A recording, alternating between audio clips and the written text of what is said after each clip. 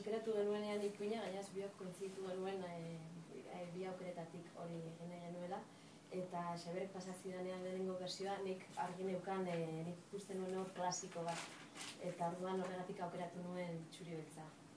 Eta gainaz, gero proiektuak aurrera egin zuen enean, baita ikusi nuen Txuri Beltza ematen ziola serie beko puntu hori, pelikula zarretako kutsu hori, orduan nik hor kolorea ez nuen sartu nahi. Hor garbi dukin nuen hasieratik Txuri Beltza izan bazkola. Eta gero beldurrezkoa den, nik zalantzatan nago beldurrezko barrezko ikuinaren behintzat gu oso ongi pasa dugu, eta nik uste dut azkenean hori emaitzan ikusten dela.